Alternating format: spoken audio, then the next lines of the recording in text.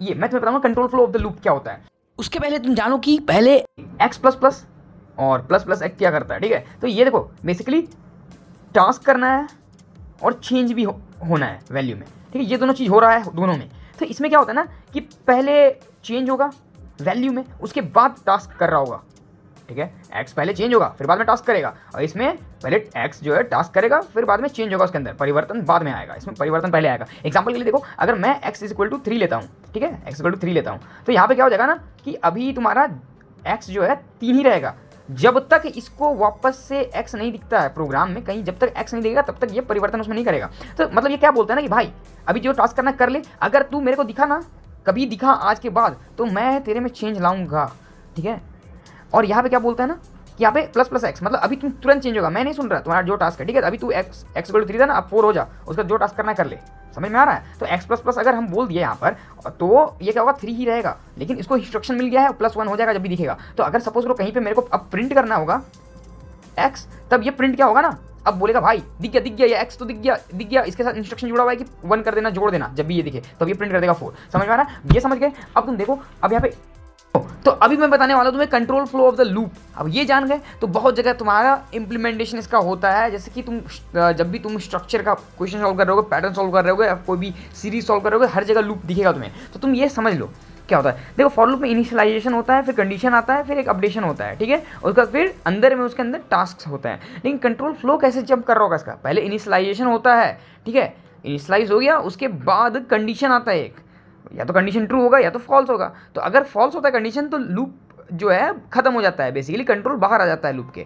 अगर condition true होता है ना तो वो टास्क करता है पहले अपना, ठीक है, और उसके बाद फिर टास्क जब खत्म हो जाता है उसके बाद अपडेट करेगा और फिर चेक करेगा कंडीशन में, फिर ट्रू होता है या फॉल्स होता है, फिर ये साइकिल बार बार चलता है। तो ये एक ही बार इनिशियलाइजेशन होता है, उसके बाद बाकी टास्क होता है और ग्रोथ होता है, ठीक है। तो यहाँ देखो, तो इनिशियलाइजेशन हुआ, कंडीशंस को चेक किया, वो ट्रू है तो टास्क करेगा, टास्क अपना कार्य कंप्लीट कर लिया, उसके बाद उसमें ग्रोथ दिखेगा, ठीक है, अपडेट करेगा, उसके बाद फिर कंडीशन में जाएगा, कंडीशन चेक करेगा, ट्रू है तो फिर टास्क करेगा, फिर अपडेट होगा, ऐसे ऐसे। फिर एक टाइम ऐसा आएगा जब कंडीशन फुलफिल नहीं होगा तो फिर वो खत्म हो जाएगा, लूप से बाहर निकल जाएगा।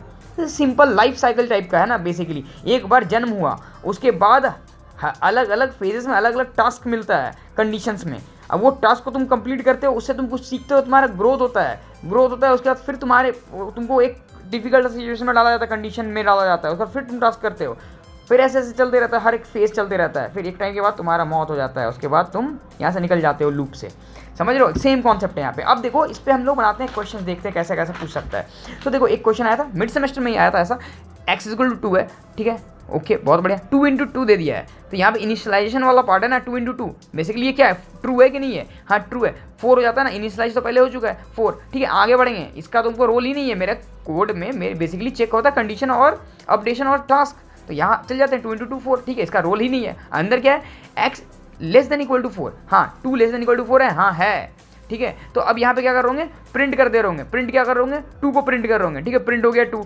उसके बाद क्या करेंगे, अब टास्क कंप्लीट हो गया, फिर ग्रोथ आएगा, उसके अंदर चेंज आएगा, प्लस इक्वल टू 2 हो जाएगा, तो ये 2 की जगह 4 हो जाएगा, x का वैल्यू 2 था अब 4 हो जाएगा, ठीक है, 4 हो गया। फिर अब वो कंडीशन में जाएगा, क्या लेस देन इक्वल टू 4 है, हाँ जी हाँ है, तो फिर वो क्या करेगा, प्रिंट करेगा 4 को, x को प्रिंट कर दिया, इसका फिर बाद में अब टास्क कंप्लीट हो गया, फिर चेंज आया उसमें कितना, प्लस इक्वल टू 2, तो क्या हो जाएगा, ये 6 हो जाएगा। 6 क्या 4 से छोटा है या बराबर है, नहीं है बराबर, तो ये बाहर निकल जाएगा। तो इतना ही मेरा आउटपुट आ रहा होगा, ठीक है, सिंपल।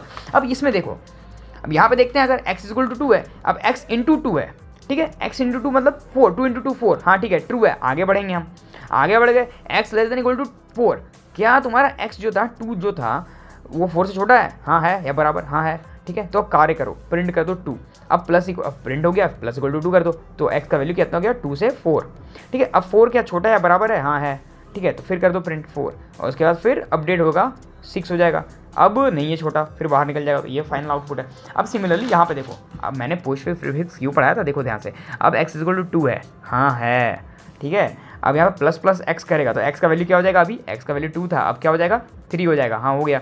अब x प्लस प्लस है, ठीक है, यहाँ पे मल्टीपल इनिशियलाइजेशन हो सकते हैं, हाँ हो सकते हैं। Plus plus x plus plus है तो क्या हो जाएगा, ये 3 ये रहेगा, लेकिन इसके साथ इंस्ट्रक्शंस रहेगा जब भी एक्स अगर दिख गया ना मेरे को तो मैं 4 कर दूंगा भाई, मैं 4 कर दूंगा। तो आगे गया ये, अब इसको एक्स दिख गया यहाँ पे, अब क्या करेगा, ये 4 कर देगा इसको, अब ये 4 कर देगा इसको। 4 लेस देन इक्वल टू 4 है क्या, हाँ है, तो इसको क्या करेगा, टास्क करेगा, हाँ करेगा। पी एफ लिखा मैं, प्रिंट एफ की जगह शॉर्ट फॉर्म, ठीक है। अब ये क्या करेगा, प्रिंट करेगा, हाँ प्रिंट कर देगा, क्या प्रिंट करेगा 4। इसका क्या जाएगा यहाँ पे एग्जीक्यूट करने के बाद यहाँ जाएगा ग्रोथ आएगा, इसमें चेंज आएगा प्लस इक्वल टू 4 का, तो ये क्या करेगा 6 कर देगा। अब 6 के छोटा या बराबर है, नहीं है ना, तो यहाँ निकल जाएंगे हम लोग, तो 4 ही आउटपुट आएगा। अब यहाँ पे देखो ध्यान से, अब x इक्वल टू 2 पहले से इनिशियलाइज है, प्लस प्लस x करते हैं तो प्लस प्लस करेंगे तो 3 हो जाएगा, फिर x प्लस प्लस करेंगे तो बोलेगा नहीं भाई 2 की जगह 3 हुआ, अब 3 प्लस प्लस कर देते हैं यहाँ पे, ठीक है, प्लस प्लस हो जाएगा, अभी नहीं बढ़ाऊंगा, जब दिखे हुए तब बढ़ाऊंगा, तो x दिख गया, अब बढ़ा देगा इसको 4 कर देगा।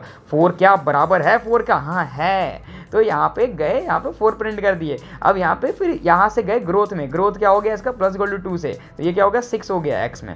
अब क्या बराबर है 4 का, कंडीशन फिर यहाँ आएगा ना, यहाँ तो जाता नहीं है, एक ही बार जन्म होता है ना, उसके बाद कंडीशन होता है, ठीक है, यहाँ से यहाँ आएगा 4 नहीं है बराबर भाई, नहीं है बराबर, तो बाहर आ जाएगा, ये प्रिंट करेगा कि नहीं करेगा, प्रिंट बाहर आ जाएगा, लूप से ब्रेक कर दिया ये, अब ये 4 ही प्रिंट करेगा। अब देखो यहाँ कंडीशंस कितने तरह से भी लिख सकते थे, तो अब तुम बोलोगे यहाँ पे आइडेंटिकल लिखे, यहाँ पे लेस देन लिखे, कुछ भी लिख सकते हैं ना, क्योंकि यहाँ पे कंडीशन था बीच में, कंडीशन कुछ भी हो सकता है, इनिशियलाइजेशन कुछ भी हो सकता है, अपडेशन कुछ भी हो सकता है। तो अपडेशन देखो कुछ भी था, प्लस इक्वल टू 2, यहाँ पे प्लस इक्वल टू 2 था, यहाँ पे प्लस प्लस कर सकते हो, प्लस एक्स प्लस प्लस कर सकते हो, कुछ भी कर सकते हो। अब कंडीशन कुछ भी रह सकता है, यहाँ पे आइडेंटिकल 2 था, हो सकता है एक्स एंड समथिंग हो, तो अगर कंडीशन ट्रू है तभी जाएगा, तो ट्रू तुम ट्रुथ वैल्यू चेक करो इसका, समझ गए। तो ये था तुम्हारा बेसिकली आउटपुट वाले टाइप का क्वेश्चन जो आएगा, और लूप कैसे काम करता है, लूप अगर समझ गए तो बहुत जगह हेल्प होगा, ठीक है।